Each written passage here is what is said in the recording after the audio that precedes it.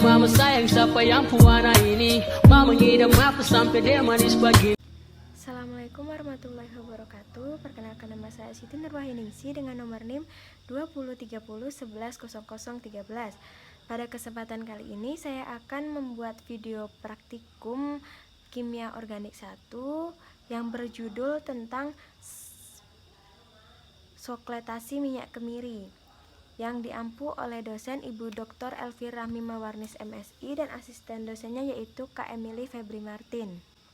Kita lanjut saja ke landasan teori kali ini, yaitu yang pertama kita akan membahas tentang tujuan praktikum. Di sini kita memiliki dua tujuan praktikum. Yang pertama yaitu mahasiswa dapat memahami cara ekstraksi dengan menggunakan metode sokletasi. Yang kedua, mahasiswa dapat menentukan kadar minyak atsiri yang terkandung dalam amplisia. Lalu selanjutnya kita masuk ke landasan teori. Ekstraksi merupakan proses pemisahan suatu zat berdasarkan perbedaan kelarutan terhadap dua cairan yang tidak saling larut yang berbeda. Sedangkan sokletasi yaitu ekstraksi padat cair yang berkesinambungan. Ekstraksi biasanya dilakukan menggunakan suatu alat yang dinamakan soklet. Prinsip sokletasi adalah penyaringan secara terus-menerus sehingga penyaringan lebih sempurna dengan memakai pelarut yang relatif sedikit. Biasanya, pelarut yang digunakan adalah pelarut yang mudah menguap atau mempunyai titik didih yang rendah. Dan untuk mengekstrak minyak atsiri pada kemiri, maka digunakan pelarut organik yaitu heksana. Heksana adalah suatu hidrokarbon alkana dengan rumus kimia CH3, CH2, 4 kali CH3, titik didih 6 dan titik lebur min 95,3 atau minus 95,3. Umumnya, heksana digunakan untuk mengekstrak minyak dari bijinya seperti pada kacang-kacangan dan flek. Hal ini karena heksana tidak reaktif dan inert dalam reaksi organik karena bersifat sangat nonpolar, sehingga tidak memerlukan tingkat pemanasan yang tinggi dan daya ekstrak tinggi yang menjadikan heksana sebagai pelarut yang baik untuk mengekstrak minyak dari bijinya. Adapun alat sokletasi dan fungsinya, yang pertama yaitu alatnya ada kondensor. Fungsinya yaitu sebagai pendingin dan juga untuk mempercepat pengembunan. Yang kedua yaitu ada timbal. Timbal ini sebagai wadah untuk sampel yang ingin diambil zatnya. Yang ketiga ada pipa F. Fungsinya yaitu sebagai jalannya uap bagi pelarut yang menguap dari proses penguapan. Yang keempat ada sifon. Nah, sifon ini sebagai perhitungan siklus. Bila pada sifon larutannya penuh kemudian jatuh ke dalam labu alas bulat, maka hal ini dinamakan satu siklus. Yang kelima ada labu alas bulat. Fungsinya yaitu sebagai wadah bagi sampel dan pelarutnya. Yang keenam ada hot plate.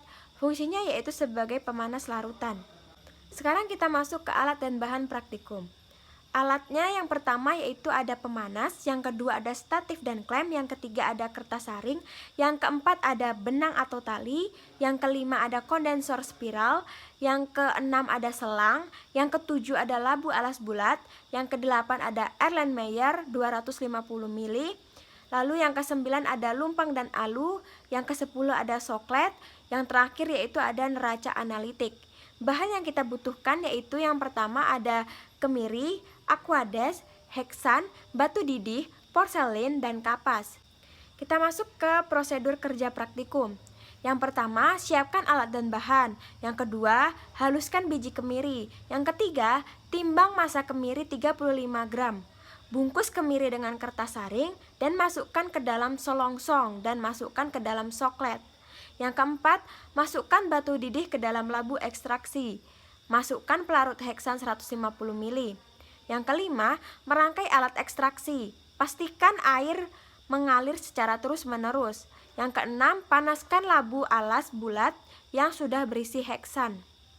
Yang ketujuh, uap dari pelarut akan berubah menjadi titik air yang akan masuk ke dalam solongsong. Pelarut akan membasahi kertas saring yang berisi bahan.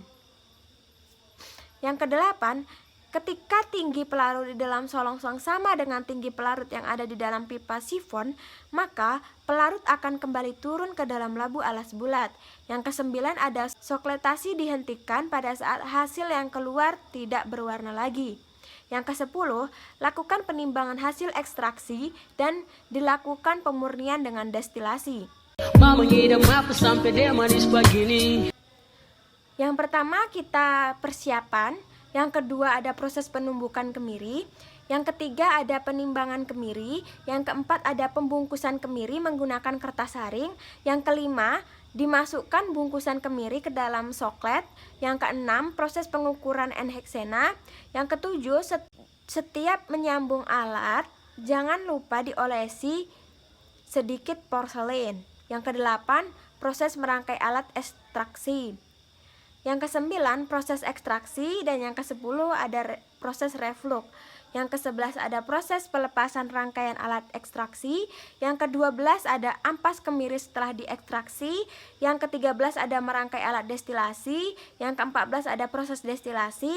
Kemudian yang ke-15 ada proses evaporasi. Yang terakhir yaitu ada proses pengemasan minyak kemiri. Baiklah, mungkin hanya itu yang dapat saya sampaikan pada video kali ini. Banyak salah dalam pengucapan ataupun penjelasan pada materi kali ini, saya mohon maaf. Akhir kata saya ucapkan terima kasih. Assalamualaikum warahmatullahi wabarakatuh. Aduh mama sayang siapa yang pewarna ini. Mama ngidam apa sampai dia manis begini. Bukan madu bukan